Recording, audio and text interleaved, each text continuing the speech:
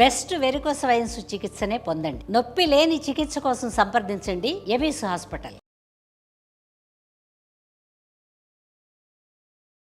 నమస్తే రమగారు. నమస్తే రమగారు, స్నానం చేయకుండా ఎలాంటి పనులు చేయకూడదు? చాలా చేయకూడదు. చాలా ఉన్నాయా? ఓకే. చాలా చేయకూడదు అంటే ఏమేం చేయకూడదు చూద్దాం. సినిమాటిక్గా కొన్ని వ్యవహారాలు నడుస్తూ ఉంటాయి జయ. ఊళ్ళల్లో ఓ రకం చాలా పనులు అయ్యాక కానీ ఊళ్ళో కొన్ని కొన్ని కొన్ని కమ్యూనిటీస్లో స్నానాలు చేయరు. వంట కూడా అయిపోతుంది, తర్వాత స్నానం చేస్తారు. కొన్ని చోట్ల తెల్లవారుగానే స్నానం చేస్తారు. తెల్లారగానే స్నానం చేసేస్తే వాకిళ్ళు ఉడ్చుకోవాలా, ఇల్లు ఉడ్చుకోవాలా, స్నానం చేశాక ఇల్లు ఉడవటము, బట్టలు ఉతకటము అవన్నీ చేయాలంటే ఒక చికాగ్గా ఉంటుంది కదా. పొద్దుటి పూట కొన్ని ప్రత్యేకమైన పనులు, వాకిలి ఉడిచి ముగ్గేసుకోవటం, వాకిలి ఉడిచి ముగ్గి నీళ్లు చల్లటం, లేదా వాకిలి వరండా కడుక్కోవటం. పని మనిషి చేస్తుంది అనుకో, బాధే లేదు, పనమ్మాయి వేస్తుంది, ఎప్పుడో చేసేస్తుంది, ఓకే. లేకపోతే మనమే చేసుకోవాలంటే వాకిలి ఉడిచి ముగ్గేసుకోవాలి, నిద్ర లేవగానే బ్రష్ చేసుకోవాలి. ఈ బ్రష్కి ముందా వెనక అనేది మీ చాయిస్. వాకిలి కడుక్కోవటం దానికి బ్రష్ తోటి సంబంధం ఏం లేదు. పాచిమొహంతో వాకిళ్ళు ఉడుచుకుంటారు సాధారణంగా, అదేదో అయిపోతుంది. తర్వాత స్టవ్ దగ్గరికి వెళ్ళాలంటే స్నానం చేసే వెళ్ళాలి. పాలు కాఫీ డికాక్షన్ పెట్టుకోవడానికి కూడా స్నానం చేయాల్సిందే. స్నానం చేయకుండా స్టవ్ ముట్టుకోకూడదు అనే సిద్ధాంతం ఉన్న కుటుంబాలు కొన్ని ఉంటాయి. నాకు ఆ సిద్ధాంతం లేదు.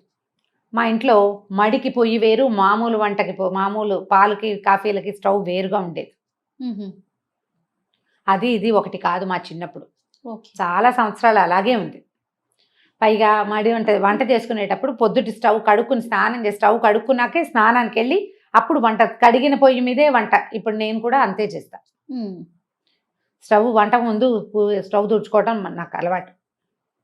ఇప్పుడు ఇలా సిద్ధాంతంగా చెప్పలేకపోతాం.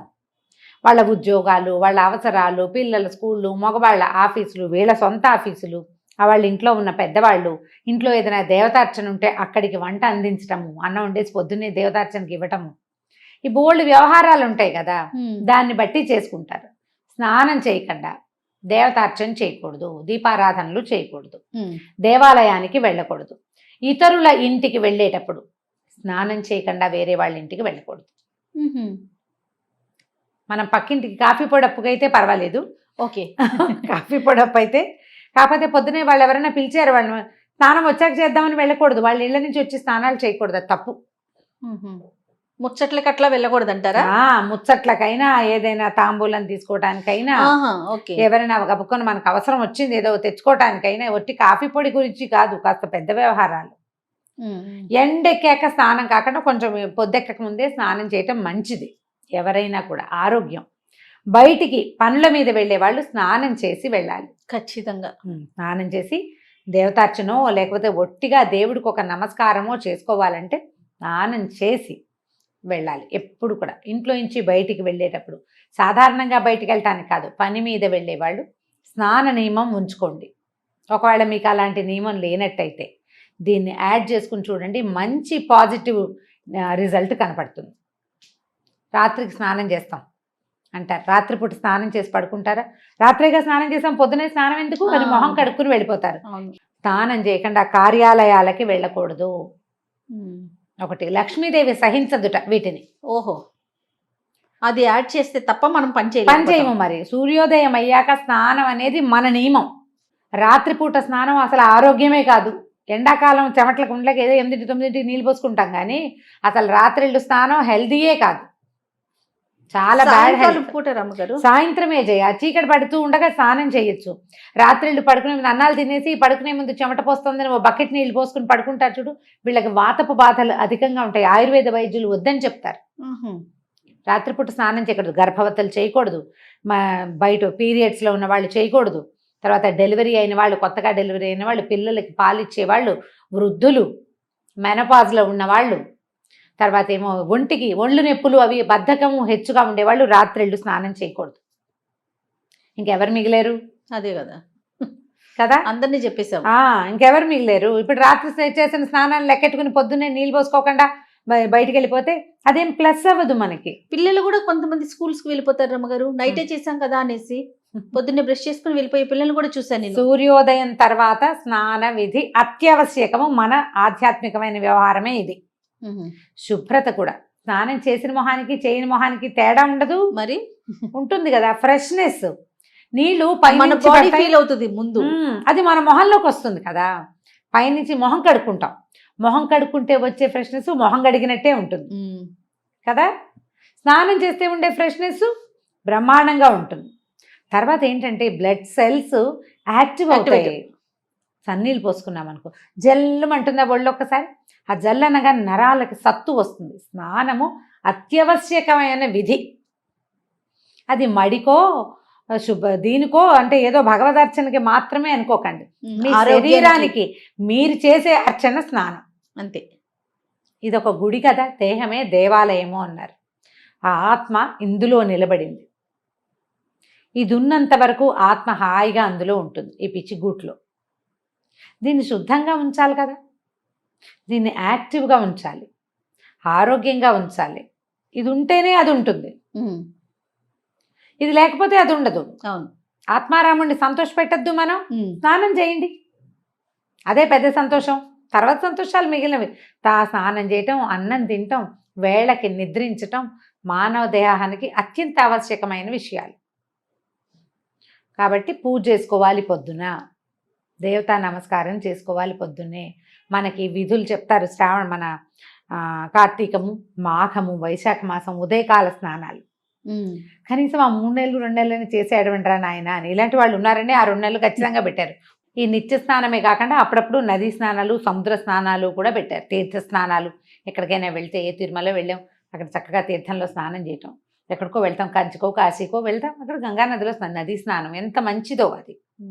కాబట్టి స్నానం చేసి ఏం చేయాలి ఏం చేయకూడదు కాదు, స్నానం చేయాలి ముందు. అది మానేయకూడదు. పొద్దున వంట చేసుకోవటానికి స్నానం చేసి వంట చేస్తే బాగుంటుంది, శుభ్రంగా ఉంటుంది.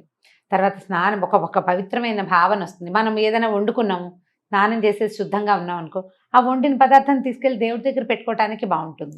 పాచమొహంతో వంట చేసేసుకుని అది ఎలా పెడతాం, అది పెట్టలేకపోతాం. నేను టిఫిన్ ఏర్పాటు చేస్తాను అని లాస్ట్ టైం ఒక వీడియో చేస్తే, స్నానం చేయకుండానే టిఫిన్ చేస్తారా అని ఒకళ్ళు అడిగారు నన్ను. టిఫిన్ చెయ్యను, ఏర్పాటు అంటే ఇడ్లీ పిండి, దోశ పిండి అవి తీసి బయట పెట్టుకోవటము, చట్నీకి కావాల్సిన దినుసులు ఏమిటో చూసుకోవటం, అదే చేస్తాను. పదార్థం తర్వాతే చేసుకుంటాను. కానీ మనం ఆలోచించుకోవాలి మనకి ఏది అవసరమో అని. ఆహార స్వీకారం కూడా స్నానం చేశాక గనక తీసుకుంటే చాలా బాగుంటుంది. తీసుకోలేకపోతాం, అట్లా బ్రేక్ఫాస్ట్ చేసేయాల్సి వస్తుంది మన పనిని బట్టి కదా. పొద్దున్నే చేసేయాలి, షుగర్ ఉంది, స్నానం చేశాక ఇవన్నీ దేవుడికి ఇవన్నీ చదువుకుని టిఫిన్ తినేసరికి లేట్ అయిపోతుంది, టాబ్లెట్లు వేసుకుంటారు. పాపం వాళ్ళకి తప్పదు కదా, పెద్ద వయసు వాళ్ళకి, పెద్దవాళ్ళకి తప్పదు, ప్రెగ్నెంట్ లేడీస్కి వాళ్ళకి కూడా తప్పని పరిస్థితిని పక్కకు పెట్టండి. నార్మల్గా అయితే తొందరగా స్నానం చేసేసి బ్రేక్ఫాస్ట్ చేయటం, తయారు చేసుకోవటము, తింటము కూడా రెండును. ఇలా చేస్తే గనక ఎక్కువ శుభ్రంగా ఉండేందుకు అవకాశం ఉంది. ఏ హెన్నానో పెట్టుకుంటాము, నెత్తికి నూనె రాసుకుంటాము, గంట నానాలనిపిస్తుంది, ఇంకా అప్పుడు ఏదో కొంత పని చేయవలసి అయితే ఓకే రమ్ గారు. నార్మల్ ఇష్యూస్ అయితే మాత్రం మార్నింగ్ లేవగానే చేయమంటారా? చేయండి. పొద్దునే స్నానం చేస్తే, స్నానం చేయకుండా పూజ ఎలా చేయకూడదు, భోజనం అలా చేయకూడదు, భోజనము ఎలా చేయకూడదు, బయటికి అలా వెళ్ళకూడదు. ఇవి 3. ఇంకేముంది రమ్మగారు, ఖచ్చితంగా స్నానం చేయాల్సిందే. మిగిలిన మీ ఇష్టం, ఇంకా మేమే మిగిలిన అన్ని చెప్పారు. రైట్. ఏదేమైనా మార్నింగ్ లేవగానే స్నానం చేయటం ఉత్తమం. మీరు పూజ గీజ ఏం చెయ్యరు. ఒక ప్లస్ పాయింట్ చెప్తా, పూజ చేయరు మీరు. ఓకే, మీకు అలవాటు లేదు. ఇంట్లో ఎవరైనా దీపం పెట్టుకుంటారు, లేకపోతే లేదు, అది కూడా మనకు అక్కర్లేదు. మగవాళ్ళకి చెప్తున్నా, స్నానం చేయగానే బయట ఏ బాల్కనీలోనో కిటికీలోనో సూర్యుని చూసి దండం పెట్టుకోండి. సూర్యుడికి చేసే నమస్కారం ప్రత్యక్ష నారాయణుడు అద్భుతమైన ఫలితాన్ని ఇస్తుంది. ఇప్పటిదాకా మీకు అలవాటు లేకపోతే, ఒకవేళ మీరు కనుక ఈ వీడియో వింటూ ఉంటే, రేపటి నుంచి దీన్ని ప్లస్ చేసుకుని చూడండి. మగవారైనా ఆడవారు కూడా చేయొచ్చు? ఆడవాళ్ళు ఎలాగూ చేస్తారు. ఓకే, మీకు అలవాటు లేకపోతే అని చెప్తున్నాను. మీ ఇంట్లో అంటే దీపం, అమ్మాయి దీపం పెట్టుకుంటుంది, అతనికి అలవాట్లేదు, అతనికి ఒకవేళ అసలు మన ఇంట్లో దీపాలే లేవు, ఇది జాతి విచక్షణ లేదు. ప్రతి ఒక్కరు అసలు పూజలు గీజలు చేయరు, మీరేదో ప్రార్థన చేసుకుంటారు, మీ విధానాలు మీకున్నాయి. అయినా కూడా మీకు సూర్యుడు అవసరమే కదా. సూర్యుడు అందరి వారుడు కదా. స్నానం చేసి సూర్యుడిని చూడండి పొద్దున్నే. బిఫోర్ 9 చేయండి, చాలా మంచిది. మీకు ఆ సూర్యుని చూడడం నచ్చింది అనుకోండి, కాసేపు కళ్ళు మూసుకుని అక్కడే నుంచోండి ఆ సూర్యకిరణాలు పడేలాగా. ఇంకా సూపర్. ఒక 21 days చేసి మీలో ఏ మార్పు సంభవించిందో హోల్ హార్టెడ్గా ఇంకొకళ్ళకి చెప్పండి. నేను ఇది చేశా, స్నానం చేసి సూర్యుని చూశాను, ఏం జరిగింది రమ్మగారు? చెప్పండి. ఇలా చెప్పండి అంటున్నా. మీరు చెప్తున్నారే. నేను ఇలా చేశాను, స్నానం చేసి సూర్యుని చూశాను, నాకు ఈ మార్పు వచ్చింది అనేది మీరు గమనించి చెప్పాలి. అప్పుడు పొద్దున్నే స్నానం చేయటంలో ఉన్న ఫలితం ఏంటో తెలుస్తుందేమో, మీరే అందరికీ చెప్తారు. ఎర్లీ మార్నింగ్ సూర్యుని చూడడంలో ఉన్న ఆత్మానందం ఏంటనేది చూసేవాడికే తెలుస్తుంది. మీరు బాగా ఎంజాయ్ చేస్తున్నారు. రైట్ రామ్ గారు, నమస్తే అండి. నమస్తే.